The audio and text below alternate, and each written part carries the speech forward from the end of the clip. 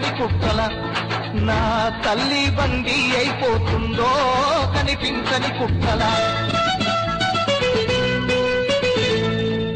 కుమ్మరి వామిల తుమ్మలు ఒలిసెను కమ్మరి కొలిమిల దుమ్ము వేరెను పెద్దవాడి సంవొత్తు వారినది సాలెల మగ్గం కడుగులిరిగినది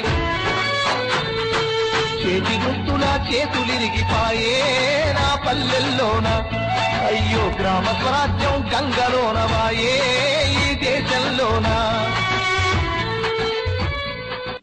సాంప్రదాయ సంఖ్యలు సదాచార మేలు ముసుగు నేటి చేతి వృత్తులు ప్రకృతి ప్రతిరూపమై కృషిలో సగభాగమై రంగుల వలయంలో కష్టజీవి శ్రమ తిరుగుతున్న చక్రంలా బతుకు బండిని ఈడ్చుతూ పాతబడిన భావాలకు పురాతన సాంప్రదాయాలకు బలైపోతున్న ఇది మా తాతల నుండి వస్తున్న సాంప్రదాయం అంటారు ఆ శ్రమజీవులు. జీవన పోరాటంలో తల్లి బిడ్డలు పడుతున్న శ్రమ బతుకు బండిని ముందుకు నడిపిస్తుందంటారు ఆ శ్రమజీవులు. మట్టిలోనే పుట్టాను, మట్టిలోనే పెరిగాను, మట్టిని మించిన దైవం లేదంటారు. ప్రకృతిలో ప్రతిరూపమైన మా బ్రతుకులు మాత్రం ప్రమిదగానే మారిపోతున్నాయి అంటున్నారు కుమ్మరులు. ఎండల్లో కోనల్లో కండలు కరిగించి మట్టి తీసిన గానుగెద్దు లాంటి మా బతుకు బండి మాత్రం ఛిద్రం అంటూ ఆవేదన వెళ్లగొక్కుతున్నారు. సాంప్రదాయాల చుడిగుండంలో కుమ్మరి వృత్తి పురాతన కాలం నాటిది. ఏ ఇంట్లో శుభకార్యం జరిగినా ముందుగా మంగళవాద్యాల నడుమ కొండలు తడవనిదే శుభకార్యం ప్రారంభం కాదు. అంతటి విశిష్ట చారిత్రాత్మక ప్రాధాన్యత కుమ్మరి వృత్తిది. దీపావళి వచ్చిందంటే ప్రతి ఇంట అరుగులు ప్రమిదలతో నిండిపోతాయి. వీధుల్లో చిచ్చుబుడ్డు కాంతులు తేజోమానంగా ప్రకాశిస్తాయి. వేసవి వచ్చిందంటే సల్లని కూజాలు. ఇలా మట్టితో తయారు అయ్యే ప్రతి వస్తువు కుమ్మరి నైపుణ్యానికి అద్దం పడుతుంది. చల్లని కుండలు తయారు చేసే కుమ్మరులు వారి జీవితాలు మాత్రం హృదయాన్ని బరువెక్కిస్తున్నాయి. తాత కుండ తయారు చేస్తే తండ్రి కూజా తయారు చేస్తాడు, మనవడు ప్రమిద తయారు చేస్తున్నాడు. ఇలా వారి జీవితాలు మట్టికే అంకితమైపోతున్నాయి. ఒకనాడు తమ వృత్తికి ఉపయోగించే మట్టి ఉచితంగా లభించేది, నేడు అది ఖరీదుగా మారింది. కుమ్మరి వృత్తిలో జీవనం దుర్బలంగా మారింది. అయినప్పటికీ ఆ వృత్తి నుండి బయటపడలేకపోతున్నాం అంటున్నారు. తండ్రి కొడుకులు కోడళ్ళు ఆఖరుకు పుట్టిన మనవళ్ళు ఆ వృత్తిలోనే మగ్గిపోతున్నారు. ఇది తరతరాలుగా చేతి వృత్తుల వారికి శాపమా? గాలి నీరు భూమి మీ సొంతం అంటారు. అయినా 2 దశాబ్దాలుగా మాకు కనీసం నీడ కల్పించే నాదుడేడి అని ప్రశ్నిస్తున్నారు ఆ వృత్తిదారులు. శ్రామికులం, కార్మికులం, తరతరాల దోపిడీలో నలిగిన కూలీలం అంటూ ఆవేదన వ్యక్తం చేస్తున్నారు కుమ్మరి వృత్తిదారులు. ఈ వృత్తి ఇప్పుడు 20 సంవత్సరాలు బట్టి చేస్తామండి. మా పూర్వీకులుగా కానించి ఇదే వృత్తి చేస్తున్నామండి. చేసిన ఇది పెద్దగా గిట్టుబాటు లేదండి. మేము 4 పిల్లలు, మేము ఇదే కష్టపడుతున్నాం దీని గురించే. అయినా సరే మాకు కొన్ని వెరైటీలు చేసినా సరే ఆదరణ లేదు. అందు గురించి ఇప్పుడు మేము కూజాలు కొండలు అనే మోడల్స్ చేస్తున్నామండి. చేస్తుంటే అయినా సరే మాకు ఇప్పుడు ఇందులో మాకేం ఇది కనిపించుతా లేదండి. మా పట్టు గడవడమే కష్టమైపోతుంది. ఇప్పుడు కొండలు గోళాలు తర్వాత కూజాలు తర్వాత కొండలు అన్ని తయారు చేస్తున్నామండి. అయినా సరే ఇప్పుడు ఎవరు కొంటా లేదండి. కొండను వాడతాకి ఎవరు ఒప్పుతా లేదండి. మరి మా పిల్లలు మాకు ఇదే వృత్తి అండి. ఇంకెందులో చేద్దామన్నా ఏం లేదండి. ప్రభుత్వానికి ఎన్నోసార్లు విన్నవించుకున్నామండి. ఈ వృత్తి పిల్లలతో సహా చేసినా మాకేం గిట్టుబాటు లేదండి. పూర్వకాలం బాగానే ఉండేదండి. అప్పుడు మంచులకే కానివ్వండి, వంటకే కానివ్వండి, చారకే కానివ్వండి, కూరకే కానివ్వండి, దేని గురించి అయినా కుండ వాడేవారు. ఇల్లు కూడా లేదండి. తాటాకులు ఇల్లు ఉంటున్నాం అద్దె తీసుకుని. ఇప్పటికొచ్చి మట్టి కొనవలసి వస్తుందండి. ఏది కొనాలన్నా రేట్లు ఎక్కువ అండి. మాకు గిట్టుబాటు లేదు. ఏ కూజాలు తయారు చేయాలన్నా రంగులు కొనవలసి వస్తుందండి. దానికి కూడా చాలా పెట్టుబడి కావాల్సి వస్తుందండి. దానికి ప్రభుత్వం ఎన్నిసార్లు మేము విన్నవించాం కానీ ఆదుకోలేదండి. మాకు ఇప్పుడు ప్రభుత్వం ఆదుకొని మమ్మల్ని ఒక దీనికి తీసుకొస్తే బాగుంటదని మేము అనుకుంటున్నామండి. మా తాతలు తండ్రులు కానీ ఇదే పని చేస్తున్నారండి. మా నాన్నగారు మా తాతగారు చేసినా మా పట్టగడవటం కష్టమయ్యి మమ్మల్ని చదివించలేకపోయారండి. మా నాన్నగారు కూడా. మేము 4 అన్నదమ్ములు 3 మట్టి పని చేస్తున్నామండి. మేము 3 కలిసి కష్టపడి మా తమ్ముడిని చదివిస్తున్నామండి. 3 కష్టపడినా ఇంకా పట్టగడవడం కూడా కష్టం అవుతుందండి. పూర్వీకుల కాంచి ఇదే వృత్తి చేయడం మాకేమీ గవర్నమెంట్ కూడా సహకరించట్లేదు. దీనివల్ల మాకు లోన్లు కానీ ఇంకోటి కానీ ఏమైనా సరే గవర్నమెంట్ సప్లై చేయట్లేదండి. దీని గురించి గవర్నమెంట్ ఏమన్నా ఆలోచించి మాకు ఏదైనా లోన్ లాంటివి కానీ ఇప్పుడు గమనంలో ఉన్నారండి, వేరే జాతి ఉన్నారండి, అన్నిటిని చూస్తున్నారు కానీ మా కుమ్మరులు అనేది అసలు పట్టించుకోవట్లేదండి. అసెంబ్లీలో కానీ లోక్సభలో కానీ ఎక్కడైనా సరే మా గురించి చర్చ రావట్లేదు. దీని గురించి ఏమైనా గవర్నమెంట్ ఆలోచించి మమ్మల్ని కూడా కొంచెం అభివృద్ధిలోకి లాక్కొస్తే మేము కొంచెం పైకి రాగలం. మేము చదువుకుని మా పిల్లలన్నా చదివించే స్తోమత కూడా ఇప్పుడు మాకు లేదండి. మా భార్యలు, మా అమ్మలు, మా నాన్న కూడా ఇదే వృత్తిలో మునిగిపోయామండి. ఇదివరకు అనుకోండి ఏదో రకంగా మట్టి అయినా డొక్క అయినా ఏదైనా సరే ఉచితంగా వచ్చేయండి, వాళ్ళు వీళ్ళు పట్టుకెళ్ళమనేవారు.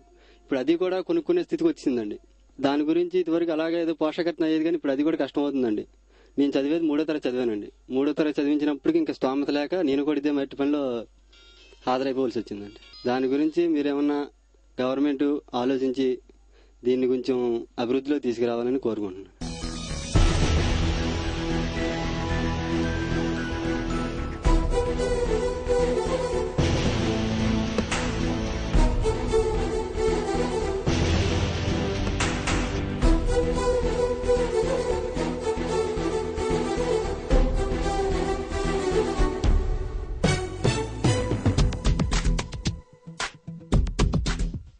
అనుక్షణం నరకయాతన, కనకన మండుతున్న మంట నుండి ఎర్రని ఇనుప ముక్కను తీసి సమ్మెటతో పదునైన ఆయుధంగా తయారు చేయటం కమ్మరి పని.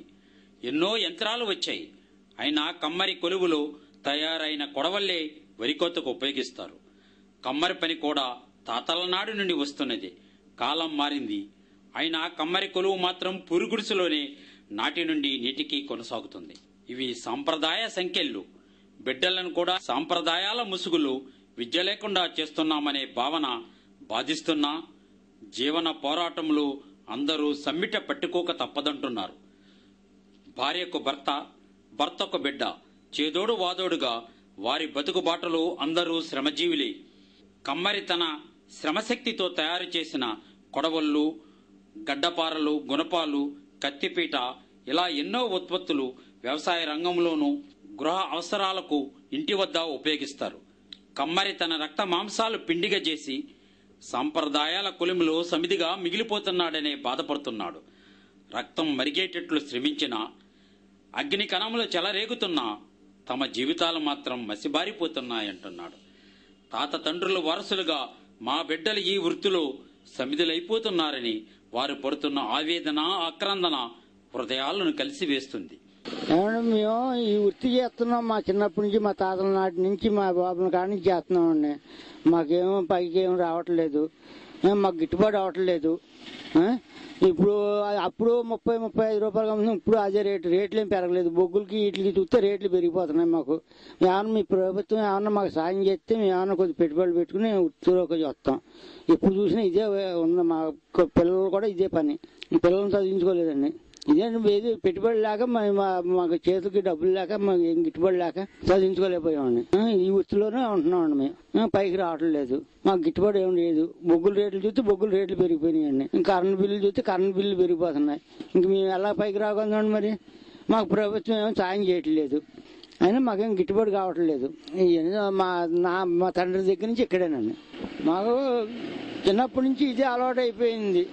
మాకు ఎందుకంటే రేట్లు పెరగట్లేదు. మా కులవృత్తి ఇదే. మాకు మరి ఏం చేయాలో మాకు అర్థం అవ్వట్లేదు. మరి మాకు కాలిపోయి నెరిసలు పడి ముక్కలు తగిలి ప్రమాదాలు కూడా జరుగుతున్నాయి. కంటి దెబ్బ కూడా తగిలింది. మరి ప్రమాదకరం అది. మరి ఈ మంటలు కూడా మేము తట్టుకోలేకపోతున్నాం ఒక్కోసారి. అయినా మాకు రేట్లు ఏం గిట్టుబాటు కావట్లేదు. నా పేరు సుధాకర్ అండి. 10th క్లాస్ వరకు చదువుకున్నాను. 10th అయిపోయాక ఆర్థిక పరిస్థితుల వల్ల చదువు ఆపేసాను. ఆపేసిన నుంచి 13 సంవత్సరాల నుంచి ఇది వరకు చేస్తున్నాను. 13 సంవత్సరాల నుంచి ఇది వరకు చేస్తున్నాను. మేము కొడవల్లో, కత్తులు, గొడ్డల్లో ఆ లైట్స్ మొత్తం చేస్తాను. రైతు వరకు ఉపయోగపడే పనిముట్లని చేస్తాను. కొంచెం ఆర్థిక పరిస్థితి ఇబ్బందిగా ఉంటుందండి. ఆ సీజన్ మాత్రమే ఉంటుందండి వర్క్. కోతలు 4 రోజులు ఉంటుంది. అంత సీజన్లో మాత్రం కొంచెం ఇబ్బందిగా ఉంటుందండి. రోజుకి వచ్చి మామూలు గొడవలు అయితే ఒక 20 కోవాల నుంచి చేయలేము. అంటే మా వర్క్కి బయట వర్క్ చాలా డిఫరెంట్ ఉంటుందండి. మాకు మాత్రం ఎక్కువ శాలరీలు చేయలేమండి. మేము కోళ్ళకి వచ్చి 5 రూపీస్ అంత మిగులుతుందండి. అన్ని పోను ఖర్చు అయిపోతుందంటే అన్ని పోను నెలకు 3000 ఉంటుందండి. అంత మించి ఏమి ఉండదు. ఇంకా డెవలప్ ఇంకో మిషనరీ కొందామని చూస్తున్నాం. మాకు ప్రభుత్వం సహాయం చేస్తే ఇంకా మిషనరీ కొని 2-3 ఉపాధి కల్పించి వర్క్ ని డెవలప్ చేయాలని అనుకుంటున్నామండి.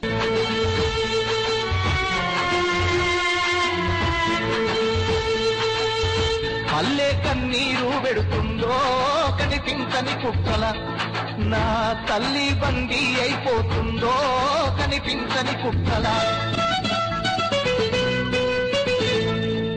కుమ్మరి వామిల తుమ్మలు ఒలిసెను కమ్మరి కొలిమిల దుమ్ము వేరెను పెద్ద బాడిసం వద్దు వారినది సాలెల మగ్గం సడుగులిరిగినది.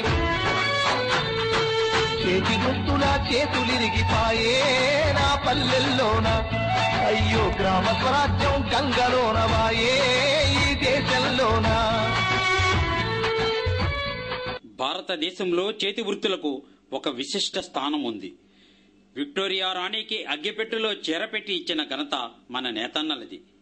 నాడు స్వాతంత్ర సంగ్రామంలో 1921లో గాంధీజీ విదేశీ వస్తు బహిష్కరణ పిలుపిచ్చారు. స్వయంగా కద్దరు నేసి దాన్నే వాడాలని గాంధీజీ పిలుపునిచ్చారు. సబర్మతి ఆశ్రమంలో గాంధీజీ దినచర్యలో నూలు వడకటం ఒక భాగమైపోయింది. నేటికి వేసవి వచ్చిందంటే వృద్ధులు 60వ నెంబర్ పంచె అంటే యువత కద్దరు చొక్కా అంటారు. అందుకే భరతమాత ముద్దుబిడ్డల నాటి తరం సాంప్రదాయాలు పరిరక్షకులం, మేమే వారసులం అంటారు ఆ శ్రమజీవులు. తమ బ్రతుకులు మాత్రం సాంప్రదాయాల సుడిగుండంలో సమిధులైపోతున్నాయి అంటూ ఆవేదన వెళ్లబుచ్చుతున్నారు. మగ్గాలను పెట్టినాం, పోగు పోగు వడికినాం, మా నరాలే దారాలుగా గుడ్డలెన్నో నేచినాం, మా జీవన పోరాటం మాత్రం దుర్భరం దుర్భరం అంటున్నారు నేతన్నలు. నాటి విక్టోరియా రాణి నుండి నేటి గృహిణి వరకు పట్టు చీర అలంకరణకు అధిక ప్రాధాన్యత ఇస్తున్నారు. అయినా నేత కార్మికుల జీవన పోరాటం జీవితం మాత్రం బాధాకరం అంటున్నారు నేతన్నలు. పూర్వం మా పెద్దలంతా కూడా ఇదే వృత్తి మీద ఆధారపడి ఉండేవారండి. వాళ్ళు అలా చేస్తుండగానే అలా మేము కూడా అదే వృత్తిలో అప్పుడే 40 సంవత్సరాల సుమారు నుంచి ఇదే వృత్తి అండి. మాకు నూళ్ళు కూడా పుల్లు సప్లై కూడా ఉంటాలేదండి. ఈ మధ్య చాలా ఇబ్బందులు ఎదుర్కోవాల్సి వస్తుందండి. సొసైటీ పరంగా నేసేవాళ్ళం. భీమవరం మావుళ్ళమ్మ గుడి దగ్గర మా సొసైటీ ఉందండి.